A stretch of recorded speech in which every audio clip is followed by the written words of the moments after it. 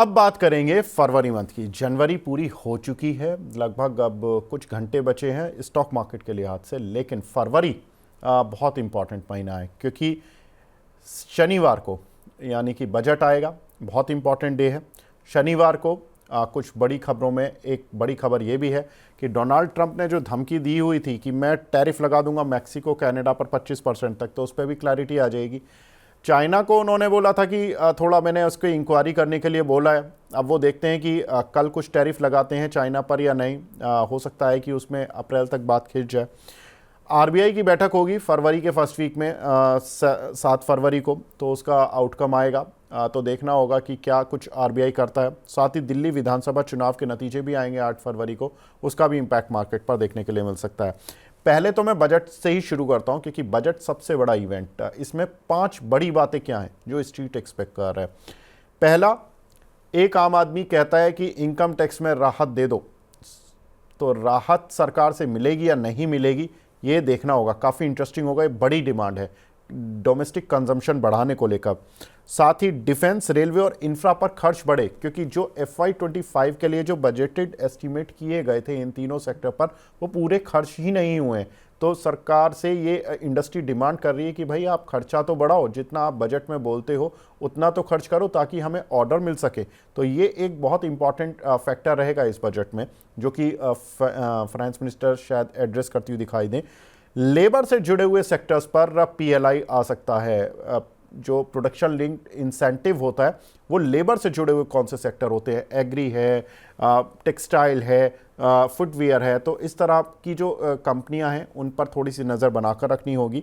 साथ ही fiscal deficit 4.5% ही रहे, 4.9% का एक्सपेक्टेड था FY25 के लिए, जो कि माना जा रहा है, स्ट्रीट मान रही है कि 4.8% का फिस्कल डेफिसिट आ जाएगा। मतलब कि FY25 तब कंप्लीट होने वाला है मार्च में, तो यहाँ पर केवल 4.8% का डेफिसिट रहेगा। लेकिन अगले साल का जो फिस्कल डेफिसिट है वो सरकार शायद 4.5% पर ला सकती है। साथ ही शेयर बाजार के सेंटीमेंट में कुछ सुधार के लिए कुछ सरकार टिप्पणी करे, कोई टैक्स ना लगाए additional, long term short term STT वगैरह जो पिछली बार इन्होंने बढ़ा दी थी उसको या तो रिड्यूस कर दे अगर सेंटीमेंट सुधारना है, या कुछ पॉजिटिव बातें और दूसरी इंडस्ट्रीज़ के माध्यम से कर दे, तो सरकार की तरफ से शायद बाजार का सेंटीमेंट सुधरता हुआ दिखाई दे। प्रणीत जी, आप इन 5 बातों में से कौन सी बात पर सबसे ज़्यादा फोकस करेंगे, या कोई और बात जो कि आपकी बजट में एक्सपेक्टेड हो, और कौन से पर्टिकुलर सेक्टर्स पर फोकस कर रहे हैं सर? देखिए, मैं इस टाइम पे जो करंट प्रॉब्लम इंडिया की चल रही है, लोग बोल रहे हैं कि FIIs का पैसा जा रहा है, डॉलर स्ट्रांग होता जा रहा है, इसकी वजह से FIIs में पैसा बहुत ज्यादा जा रहा है। बट एक्चुअल प्रॉब्लम इंडिया की इस टाइम पे कंजम्पशन स्टोरी की बनी हुई है, जो बहुत सालों से प्रिवेल कर रही थी कि इंडिया में कंजम्पशन को लेके इश्यूज आ रहे हैं, चाहे वो आप किसी भी सेक्टर में बात करें। तो मुझे ऐसा लगता है कि सबसे ज्यादा इंपॉर्टेंट चीज जो इस मार्केट में देखने वाली रहेगी कि कंजम्पशन को ड्राइव करने के लिए, एम्प्लॉयमेंट जनरेट करने के लिए, जो कि बॉटम लेवल पे आप किस तरीके से और ज्यादा एम्पावर कर सकते हैं यूजर्स को, हमारे देशवासियों को, कितना ज्यादा आप उनके हाथ में पैसा पहुंचा सकते हैं through job opportunities, through employment, वो वाली चीजें डेफिनेटली देखने वाली रहेंगी। सो अगर PLI स्कीम्स आती हैं, स्पेशली टेक्सटाइल सेक्टर को लेके, रेलवेज को लेके, इन सब सेक्टर्स में वो बहुत ज्यादा एडवांटेज रहेगा। मुझे ऐसा लगता है जितनी भी ज्यादा जॉब क्रिएशन अपॉर्चुनिटीज यहाँ पे क्रिएट करने की कोशिश की जाएगी वो बेटर रहेगा। दूसरी एक इंपॉर्टेंट चीज जो देखी जाएगी वो देखा जाएगा टैक्सेशन को लेकर।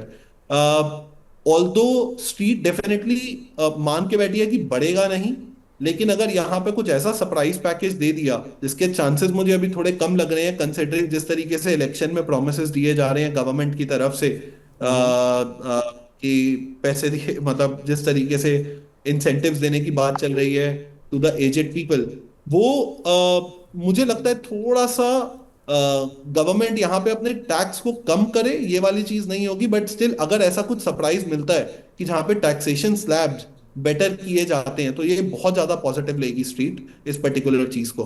सो मेरा इन 2 पर्टिकुलर चीजों पे बहुत ज्यादा फोकस रहेगा कि गलती से भी कोई टैक्स कॉर्पोरेट टैक्स में इंक्रीज ना हो, अगर बेटर होते हैं तो इनकम टैक्स स्लैब्स में कुछ थोड़ी बेहतरी की जाए, and also job creation opportunities better किए जाए।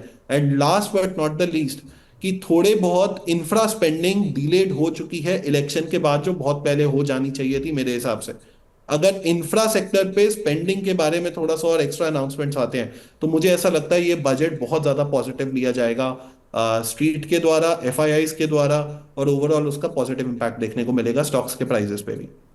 जी सर, लगभग वही 3-4 बातें जो हम भी जो हमने कुछ रिपोर्ट्स पढ़ी, वही आपकी भी बातें मैच हो रही हैं कुछ हद तक। मैं फटाफट से वो सेक्टर्स पर बात कर लेता हूं, उन कंपनीज पर।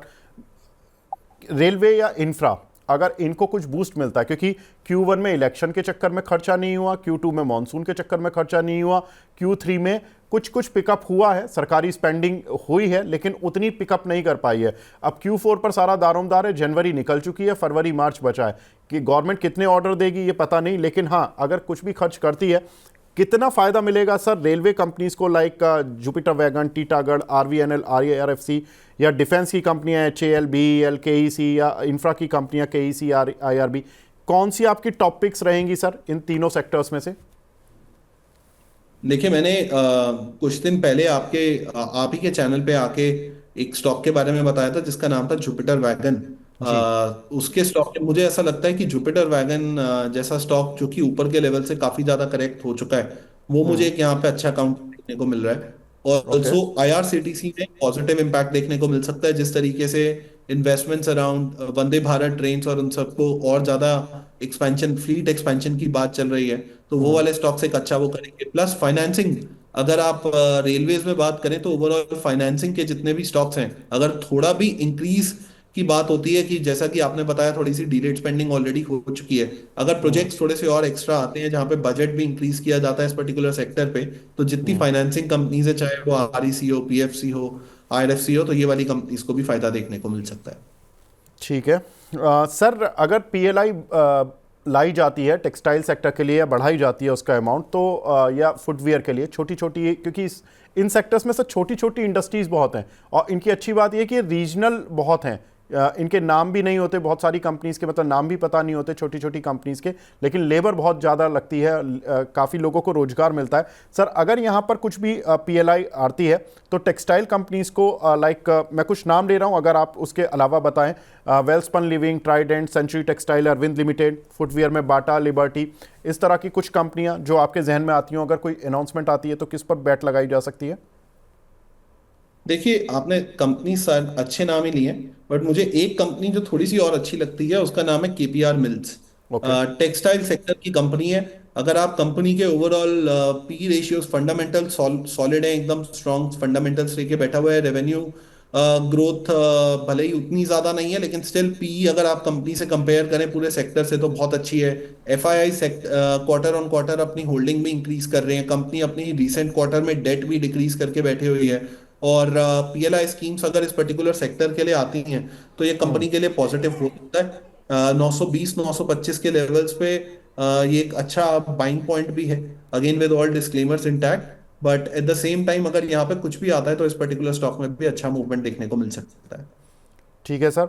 सर, अगर शेयर मार्केट को कुछ बूस्ट मिलता है in terms of capital gain tax में, कुछ वैसे तो एक्सपेक्टेड नहीं किया जा रहा गवर्नमेंट की तरफ से कि कोई टैक्स में कटौती होगी, अगर कॉर्पोरेट टैक्स में कोई कटौती होती है, या इनकम टैक्स में कटौती होती है, या कोई शेयर मार्केट में कैपिटल गेन्स पर या SST वगैरह पर कोई टिंकरिंग होती है, क्या इम्पैक्ट होगा सर स्टॉक मार्केट से जुड़ी company like angel one, BSE, CDSL, Edelweiss, MOSL, इन सभी पर, क्योंकि काफ़ी पिट चुके हैं सभी काउंटर?